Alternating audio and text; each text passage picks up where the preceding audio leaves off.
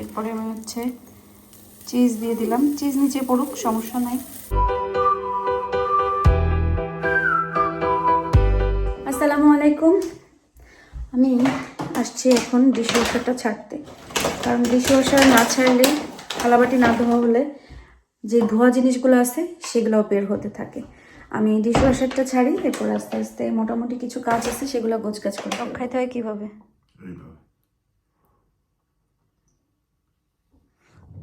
শব্দ না করে খেলে কি মজা? একটা শব্দ করে খাই। ঝোল খাইতে হবে এইভাবে। এটা হলো ঝোল খাওয়ার বাঙালির প্রপার ওয়ে। তুমি হায়াদাইন কি ওই মাছের মানে? হ্যাঁ, আমাদের আসলে গতকালকে খাওয়া দাওয়া ওইভাবে হয় নাই, এই জন্য আমাদের একদিন খাওয়া না হলে কিন্তু আমাদের খাবারটা বেঁচে যায়, কারণ আমাদের খাওয়ার মানুষ খুবই কম। কিন্তু যখন লিমিটেড খাওয়া খাইতে আমরা লিমিটেড। তারপরেও সবাই প্রশ্ন করে আমাদের এত খাবার এত রান্না করে যায় কোথায়। বাট খাওয়াটা মানে আমরা ওই বাচ্চারা মিট চিকেনটা খেতে পছন্দ করে, আমি একটু মাছ খেতে পছন্দ করি। আর পরিমাণে আমরা কম, মানে একবারে যে অনেক খাওয়া এটা আমরা খাই না, আমরা একটু পরিমাণটা কম খাই আর কি। বাট সব জিনিসই খাই। বাট আমাদের আসলে কম বেশি মেহমান থাকেই, আবার দেখা গেল খাওয়া হয়েই যায়। আর এই আইটেম তো আমরা নিজেদের জন্য কম হয়। গাছটাতে পানি দিতে হবে, এবার ওই ওষুধটা মিশাই দিতে হবে। আগের ওষুধটা নেই, না দেয়নি। আচ্ছা, আমিও খাইনি, এখনো খাবো। এখানে হচ্ছে যে শাক রান্না করছিলাম, এটুকু শাক আছে, এটুকু আমি জানি আমার জন্য রাখা হয়েছে। আর মিট মানে যা আছে আজকে শেষ হয়ে যাবে ইনশাল্লাহ, কালকে রান্না করবো। মিট আমার ছেলেরা খেয়ে ফেলবে, টমেটোর টক আছে এটাও খাবে, ভাত রান্না করে ফেলছি। আর এই হচ্ছে বিন, এটা ফেলতে হবে, পেঁপেজের ওইগুলো ফেলে। আর এখানে গতকালকে খেয়ে ঝালে কি অবস্থা, এটুকু রেখে গেছে। ছেলেরা ওর বাপের জন্য বাঁচাইতে বাঁচাইতে 1-2 চামচ করে খেতে খেতে খেতে বাঁচাচ্ছে, এখনো বাঁচাচ্ছে। আর এখানে আমি আমার উইটাবিক্সটা একটু খেয়ে গেছিলাম, আর এটুকু আছে, এটুকু এখন শেষ করে ফেলবো। ফল ফ্রুটস খাওয়াতে আমি হলাম এক লেজি, কারণ কখনো এগুলো কেটে খুলে আমার খেতে ইচ্ছা করে না। কেউ যদি কেটে খুলে মুখের সামনে দেয় তাহলে খেতে অনেক ভালো লাগে, কিন্তু পোলাপাইনগুলোর জন্য এই কাজটা আমাকে করতে হয়। আমি সে কতক্ষণ ধরে এই যে অরেঞ্জগুলো সব গোছাচ্ছি বলতে কি ছুলতেছি। বাট আমার আবার একটা সমস্যা আছে, মানে কমলা লেবুর গা এরকম পুরো পরিষ্কার হইতে হবে, আরও পরিষ্কার হইতে হবে, না হলে আমার সেই কমলা লেবু আমার ভালো লাগে না। আমার কথা, পুরো কমলা লেবুর গাছ থেকে শিরা উপশিরাতে যা যা আছে সব একদম বেছে বেছে ফেলতে হবে, পরে এটাকে খাওয়ার জন্য উপযুক্ত মনে হয় আমার কাছে। খুঁটে খুঁটে সব ফেলে দিয়ে এরকম এরকম বানাইতে হবে। কি কুসকুস হতা হে। আচ্ছা আব্বা, ওইটার ভিতরে না এটা মাছ ছিল, ওটা হচ্ছে ইয়ে করো, এটাতে ফেলে বিন ফেলতে হবে। এখানে আমি আয়দাইলের জন্য ঝটপট করে একটু রাতের খাবারটা বানাচ্ছি। প্রথমে বাটারের ভিতরে আমি গ্রিন পেপার আর অনিয়ন দিয়ে দিলাম।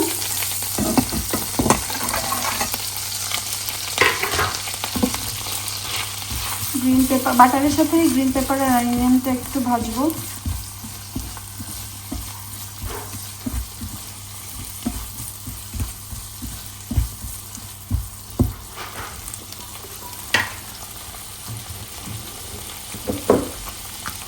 বাটারের সল্ট আছে, তারপরে সামান্য একটু সল্ট দিয়ে দিলাম।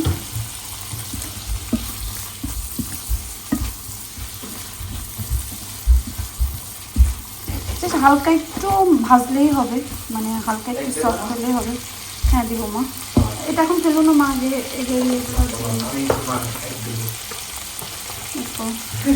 এরপর এখানে আমি হচ্ছে ওটা রাখো, ওটা নতুন না, ওটা একদম নতুন, এটাকে শেষ হোক তারপরে।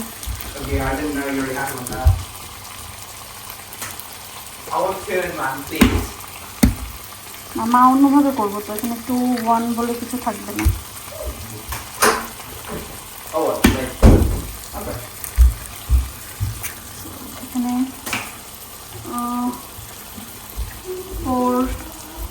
সাথে একটু ব্ল্যাক পেপার, কাঁচামরিচ দিব না কারণ আহিল ঝাল খেতে পারবে না।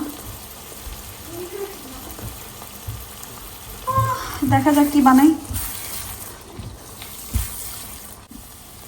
এর ভিতরে একটু চিলি সস দিয়ে দিই।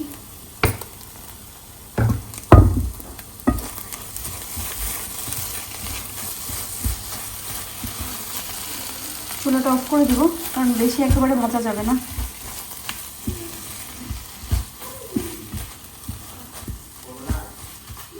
বানালে আসলে অনেক কিছু বানানো যায়, কিন্তু আস্তে আস্তে মানে এত বেশি 17-18 বছরে আমার কাছে মনে হয় আমি এত বেশি করে ফেলছি যে এখন আর আসলে এগুলো ইচ্ছা করে না। বাট স্টিল বাচ্চাদের জন্য হলে আমাকে কিছু না কিছু বানাইতে হবে।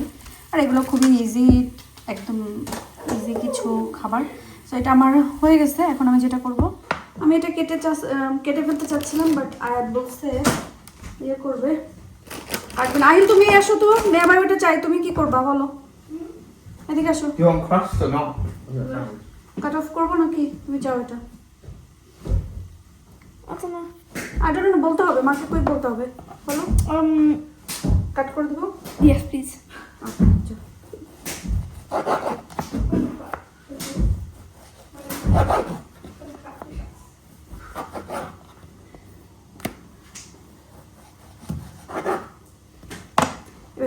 আহিল তুমি কয়টা চাও? 2? এদিকে আসো। এরকম 2 চাও নাকি 1 না? 2. আয়া তুমি কয়টা চাও? Huh? তুমি কয়টা চাও? এরকম 1 নাকি 2? I'll take 2. Okay, it's more. Wait, what do you mean 2? 2 বলতে এখানে 2 স্লাইস আছে না, আমি এটা এরকম কভার করে দেবো। সো এটা একটা হইলো, 1 হইলো। সো আহিলের এটা আর খাবে, সো আহিলের এটা 2 হবে। তো তুমি এই 1 চাও নাকি এরকম আরেকটা চাও?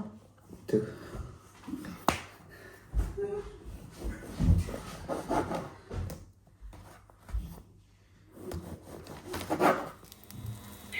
কোনদিন যে নেটফ্লিক্স লক মক করে দেবে না আল্লাহ জানে। আমি এখানে ফোনে আমাদের আমি ভিডিও করতেছি। আমরা সিকিউরিটি বাড়াইছি। আমি ভিডিও করতেছি, একটু চুপ থাক। ওকে ওকে ওকে, আমি লাইভ বন্ধ করি।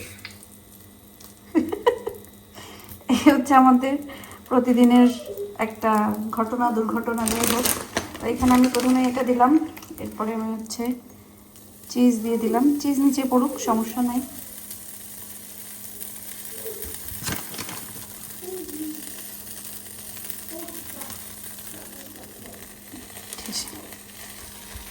সেম এটাও এইভাবে বানাই ফেলবো। এখানে তৈরি হয়ে গেছে। তোরা কালকে অনেক টায়ার্ড ছিলাম। হুম, কালকে আমি টায়ার্ড ছিলাম, ঘুমাইও পড়ছে আর্লি না। Yeah, thank you, babe. Welcome now, back. এটা তোমার। Where's cheese? বসো বসে আগে খেয়ে নাও। আর মজা ছিল, অনেক মজা। আমি গ্রিন চিলি দেইনি তো, পেপার ফেলতেছো কেন? ফেলো না, আমি একদম গ্রিন চিলি দেইনি। আয়াত মজা আছে আব্বা? Yes, no. আজকে সবাই বরাত, আর সবাই বরাত আসলে না ছোটবেলার কথা মনে পড়ে। মানে ছোটবেলায় আমরা কত মানে সারা রাত জেগে জেগে আমরা গোসল করে এসে নামাজে দাঁড়াইতাম। ইভেন এটাও বলতাম যে চুলির থেকে যে কয় ফুটা পানি পড়বে সেই কয় ফুটা নাকি। তারপরে কে কয় এই তুই কয় ডাকাত, এই তুই কয় ডাকাত, হ্যাঁ ওর থেকে বেশি পড়তে হবে। পরে হ্যাঁ হ্যাঁ, মানে ছোটবেলার ব্যাপারটাই তো আসলে আলাদা। চালের গুঁড়ার রুটি, সুজি, তারপরে বুটের ডালের বরফি, তারপরে ডিমের হালুয়া, পুডিং, এগুলো সব বানানো হতো।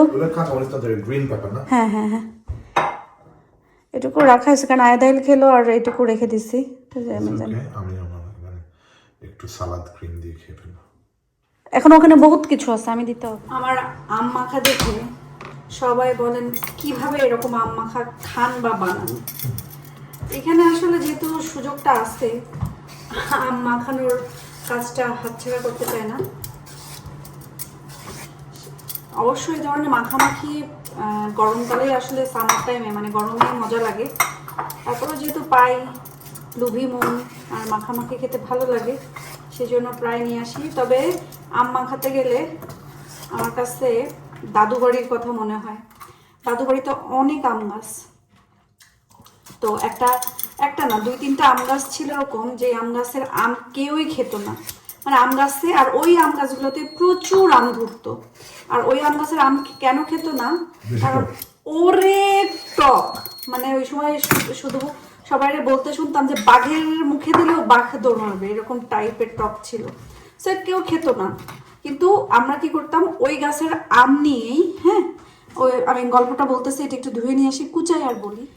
যেটা বলছিলাম সেটা হচ্ছে যে ওই মানে আমাদের বাসা থেকে দাদু বাড়ি যেতে সময় লাগতো আধা ঘন্টা মতন, মানে আমরা যদি ভ্যানে টানে যেতাম। তো ছুটির দিনে শুক্রবার এরকম দাদু বাড়ি যাওয়া হতো, বিশেষ করে গরমে। তো আমাদের পুরো দাদু বাড়িটা হচ্ছে 19 বিঘার উপরে, তো মেন রোডের থেকে নেমেই আগে অনেক সুন্দর ছিল, বাট এখন দাদু বাড়িটা আসলে একদম সুন্দর নাই সত্যি। যেটা আগে দাদু ভাইয়া যখন ছিল, দাদু আপু বা সব অনেক সুন্দর ছিল আমার দাদু বাড়ি। হয়তো বা এখন আমি যদি পুরো ডিটেলস বলি, অনেকে আমার দাদু বাড়ি চিনবেন, আমার দাদা ভাইদেরকে চিনবেন। যাই হোক নাই বলি, কারণ যশোরের নাম করা সেই আমলের, একটু বলেই ফেলি, সেটা হচ্ছে সেই আমলের নাম করা। তখন তো ঘরে ঘরে আর ডাক্তার হতো না। তো ওই সময় হচ্ছে আমার দাদার বাবা, মানে বড় দাদা ছিল হচ্ছে পণ্ডিত, ওনাকে সবাই পণ্ডিত বলতো। আর আমার দাদু ভাইয়ের ভাই, তখন উনি আকবর দাদু হচ্ছে তখন অত্র ইয়ের ভিতরে ডাক্তার হইল। তো অনেক নাম করা আকবর ডাক্তার, সবাই হচ্ছে খড়কিতে দাদু ভাইয়ের বাড়ি। তো সবাই হয়তো অনেকেই যারা যশোরের পুরানো তারা চিনবেন আকবর ডাক্তার। তো উনি হচ্ছেন আমার দাদু। আর আরও আছে এরকম খড়কির পীর সাহেব, ওনারা হচ্ছেন আমার ওই আকবর দাদুর শ্বশুর বাড়ি। তো এরকম আসলে যশোরের যে মানুষ আমরা, যেহেতু আমার যেখানে আছে, আরও যদি পরিচয় দেই অনেকেই আছে, আপনারা চিনে যাবেন আমার দাদা বাড়ির ইয়েতে। তো সময়ের সাথে সময়ের ইয়েতে দাদু বাড়িটা আর আগের মতন নাই। যাই হোক না কেন, তো যেটা বলছিলাম, তো ওই রাস্তা থেকে নেমে দাদু বাড়ি যাওয়ার সময় সাইডে একটা জামরুল গাছ ছিল, অনেক জামরুল ধরতো, অনেক, ওটা আব্বু লাগাইছিল। আমরা ওই জামরুল গাছের নিচে সবাই মিলে 2-3টা পাটি বিছাতাম, আর এই আম পেড়ে নিয়ে এসে কুচি কুচি করে হচ্ছে লেবুর পাতা, তারপরে শুকনা মরিচ কুড়া, লবণ দিয়ে এরকম বড় বড় স্টিলের গামলা থাকতো, যে এরকম বড় বড় স্টিলের গামলাতে মাখাতো। আর ঝালে গরমে খেয়ে এদিক সেদিক এক একজন দৌড়াদৌড়ি, আসলে না, হ্যাঁ সেই সব দিন। আমি কথা বলতে বলতে কুচাই ফেলছি, আর একটু কুচাই। নর্মালি কুচাকুচির কাজটা আপনার ইব্রাহিম ভাই করে, যেহেতু আজকে আমি একটু গল্প বলছি, এই জন্য ভাবলাম কুচানিটা আমি কুচাই। আমি আসলে আমার দাদু বাড়ির গল্প, চাচা ফুপুদের গল্প খুব কমই করা হয়, কারণ ওনাদের সাথে আসলে আমাদের ওইভাবে বন্ডিংটা হয় নাই। কারণ আমার ফুপুদেরকে আমরা ওইভাবে কখনো কাছে পাইনি, কারণ আমার জন্মের পর আমার ফুপুদেরকে আমরা ওইভাবে কাছে পাইনি। যাওয়ার সময় কম ছিল, কারণ ওনাদের বিয়ে শাদী হয়ে গেছে, ওনারা অনেক দূরে দূরে থাকতো, আব্বু ব্যবসার কাজে বাইরে থাকতো। তো সব কিছু মিলে মাঝে মাঝে দাদু বাড়ি যাওয়া হতো। আমার মেজো চাচা আর ছোটো চাচা, আমাদের হয়তো বা আমরা দেশে যাওয়ার পরে যে ভিডিওগুলো, সেখানে আমার মেজো চাচা আর ছোটো চাচাকে দেখছেন। তো আমার 2 চাচা হচ্ছে আমাদের বাসায় হচ্ছে একটা সময় পরে ছিলেন, আমাদের আব্বুর সাথে আমাদের বিজনেস বা দোকান দেখাশোনা করতো। তাই জন্য ছোট চাচাদেরকে বেশ কাছে পাওয়া হয়েছে, কিন্তু ফুপুদেরকে পাওয়া হয়নি। আর ফুপাতো ভাই বোন আসলে ওইভাবে আমাদের বন্ডিংটা অত বেশি আমার না কেন, কারণ ওনারা আমার থেকে অনেক অনেক বড়। তো ফুপাতো ভাই বোন এত বড় হতে আমরা আসলে, আমি অনেক ফুপাতো ভাই বোনদের মানে ফুপাতো ভাইদের কাছে বের করুন সন্তানের মতনই, মানে হচ্ছে এরকম। তো ওনাদের সাথে ওইভাবে আমার একটা সম্মানের সম্পর্ক আর কি। তারপরেও আমার ফুপারা বা আমার ফুপুরা সবাই অনেক ভালো ভালো স্থানেই আছেন, ভালো ভালো জায়গায় আছে, ভালো আছে, এটাই সব কিছু আলহামদুলিল্লাহ। যাক, আমি গল্প করতে করতে একটু আমটা আমি চটকায় নিচ্ছি, এর ভিতরে একটু লেবু দিব, আসতে না এখানে একটু আছে, একটু লেবুর রস দিব আর লবণ দিই।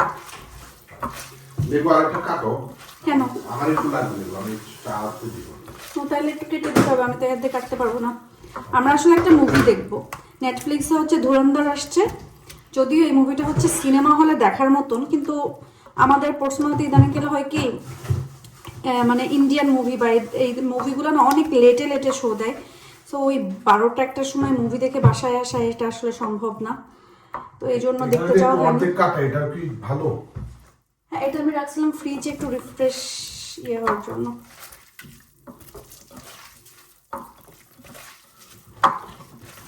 একটা কাঁচামরিচ দিলাম, কারণ বেশি ঝাল হলে আপনাদের ইব্রাহিম ভাইও খেতে পারবে না। আর একটা লাইট একটা ঝাল ঝাল ফ্লেভার আসলো। কাসুন্দি দিতে ভুলে গেছিলাম। আচ্ছা, নেক্সট গেলে আমাদের একটা কাসুন্দি আনতে হবে। ওইদিকে তুমি গরম করে রাখছো? হ্যাঁ হ্যাঁ হ্যাঁ, চলো। লেবুর রস দিলে না একটা লেবুর ফ্লেভার আসে, সেটা খেতে অনেক ভালো লাগে। যে সময় যাবো ওই সময় আমাকে লিস্টে যদি লিখে দিতে পারো হয়তো বা আসবে। না, আমারও একটু শ্রীলঙ্কান শপে যাইতে হবে, অনেক দিন হয়েছে যায় না, নিজে দেখে একটু সবজি আনি না। এখানে কিছু হচ্ছে ডিশওয়াশারে দিয়ে দিয়েছি, আর পাতিল পুতিল এগুলো দেওয়া যায়, কিন্তু ওইভাবে এখন আর জায়গা নেই, একটু ধুয়ে এখানে উপর করে রাখবো।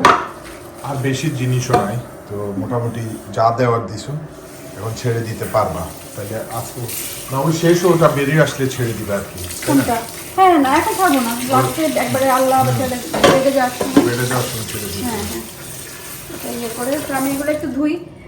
যেটা হয়েছে সেটা হচ্ছে যে কিচেনে কাজ করার পরে, মানে কাজ বলতে কি, মানে পেইন্ট করার, হ্যাঁ পেইন্ট করার পরে মানে কিচেনটাতে আসতেও মন ভালো লাগে, মনে হয় কি যে ঝকঝকা তকতকা। তো প্ল্যান করছিলাম যে পুরা নিচতলায় পেইন্ট করব, কিন্তু পরে ভাবছি যে না, এই মুহূর্তে পুরো বাসাটায় বা ইয়েটায় পেইন্ট করব না, আস্তে ধীরে, কারণ একটু দেখতে হবে, চিন্তা ভাবনা করতে হবে তারপর। না নিচে করা যায়। কত লাগবে জানেন? আমাদের জাস্ট বলি, সমস্যা নেই, যেটা হচ্ছে যে আমাদের ডাইনিং থেকে শুরু করে করিডোর, সিঁড়ির উপর, আর মানে করিডোরটা, উপরের করিডোরটা, আর সিটিং রুম না, আমি চাচ্ছিলাম ওই স্কার্টিং গুলা, ফ্রেম গুলা গ্রে দিতে, আর এমনি সব হোয়াইট। আচ্ছা, সেটা কালার ডিসাইড করা যাবে। টোটাল সব মিলাই বলছে হচ্ছে 1200 পাউন্ড। তো 1200 পাউন্ড এই মুহূর্তে রং করে আমি না, আমাদের বেশ কিছু কাজ হচ্ছে, আমাদের পার্সোনাল অনেক কিছু করতেছি, অনেক খরচ হচ্ছে, এই জন্য আমার এই যা পেন্ট আছে আলহামদুলিল্লাহ ভালো আছে, মনের শান্তির জন্য। বাট আমার কিচেনটা ইম্পর্টেন্ট ছিল, কিচেন করা ফেলছি, কারণ ওই যে ওইখান থেকে পানি পড়ে পড়ে কালো দাগ হয়ে গেছিল। আমরা এই বাসায় আসার পর তো কোনো কাজই করাইনি, শুধু ওইটা একটু দরকার ছিল। এরপরেও কিচেনে তো পেইন্ট তোমার, মানে যেই পেইন্টটা ছিল ওটা অনেক বছরের পুরানো পেইন্ট ছিল, আর মানে আমাদের মন মতো না। যেমন এই দরজাটা অনেক বিশ্রী লাগতো, মানে একদম উড কালার, এই জন্য এটাকেও মনোযোগ দিয়ে এটাকে সাদা করা হয়েছে। তো আমার মনে হয়েছে কিচেনটা যখন ইউজ করতেই হবে, পেইন্টটা করে ফেলানো ভালো। কিচেনে কাজ করাবো, বাট আমাদের যে প্ল্যান, ওটা অনেক সময় লাগবে। আদৌ আমি জানি না আমি বেঁচে থাকাকালীন হবে কিনা। না, একটা বিন টিন ফেলতে হবে। প্রতিদিন আমি আমার শাড়ির দোকানে বসি, কারণ প্রতিদিন ব্লগে একটু করে দেখায় সবাই, এত বেশি এটা একটু এটা একটু। তো মেন কথা আমি দেখাই দেই, যারা ফেসবুকে নেই তারা বলেন আপু আমরা তো ফেসবুকে নাই, আমাদের ফেসবুক নাই বা ফেসবুক ইউজ করি না, অনেকেই আছে করে না, সো আমাদের জন্য একটু দেখাই দিবেন। তো মেন কথা হচ্ছে চুনরি শাড়ির শেডের যেগুলো এখানে আছে, এখানে এই কাপড়গুলো হচ্ছে, একটা আছে হচ্ছে সিল্কের, এই যে এগুলো হচ্ছে সিল্কের, যেগুলো ব্লাউজ পিস আলাদা করে আছে এবং খুবই সফট, এগুলো হচ্ছে সিল্কের একেবারেই, আর চিনন সিল্ক আর কি। আর এটা হচ্ছে সিল্ক এবং মানে জর্জেট শিফন মিক্স করা, সো খুবই সবগুলোই অনেক সফট, চুনি সবসময় সফটই হয়। আর এই শাড়িগুলো খুবই সুন্দর, একজন বলছেন যে একটু দেখাইতে, সেটা হচ্ছে এটার আঁচলটা, এটা চাইলে আপনি এই যে আঁচল এভাবে দিতে পারবেন, ব্লাউজ পিসও সেম এই যে এই পাশে। এখন এটা আপনার ব্যাপার, আপনি কোন সাইডটা আপনার রেডের সাথে যাচ্ছে সেই হিসাব করে আপনি আঁচলটা ফেলবেন। সো আপনি এই সাইডটাও আঁচল দিতে পারেন, আবার এটাও দিতে পারেন, চাইলে এটা আপনি ব্লাউজ পিস বানান এরকম। সো এই শাড়িগুলা মনে হয় 5-6টা আছে বিভিন্ন কালারের। আর এই যে এটা আমার কাছে একটু মনে হয়েছে যে একটু নতুনত্ব, এই জন্য আমি এই চুড়িগুলো এভাবে নিয়ে আসছি। সো আপনারা দেখতে পারেন, এরকম অনেকগুলো কালার আছে। আমি হচ্ছে গত ভিডিওতে দেখাইছি, এখন যদি আমি আবার দেখানো শুরু করি তাহলে মন করা ভিডিও আমার লম্বা হয়ে যাবে। সো এই তো। আর এগুলার প্রাইস, চুনির প্রাইস অনেকে জিজ্ঞাসা করছেন, সেটা আমি বলি। 2 ধরনের প্রাইস আছে, একটা আছে হচ্ছে 18 পাউন্ড, একটা আছে হচ্ছে 19 পাউন্ড, 20 পাউন্ড, এরকম করে 19 পাউন্ড আর 18 পাউন্ড। আর ডেফিনেটলি ইউকের ভিতরে 5 পাউন্ড পোস্ট চার্জ। আর সিল্ক যেই এগুলো দেখাইছি, কি বলে এটার নাম, ভুলে গেলাম, একটা বেরি করি। আচ্ছা এই যে, আচ্ছা সিল্ক বাটিকের যেগুলো এগুলা হচ্ছে আপনার 25 পাউন্ড আর 5 পাউন্ড পোস্ট চার্জ। 25 পাউন্ড করে আর 5 পাউন্ড। আর দুইটা যদি অর্ডার করে তাহলে 5 পাউন্ড পোস্ট চার্জ। হ্যাঁ 5 পাউন্ড পোস্ট চার্জ।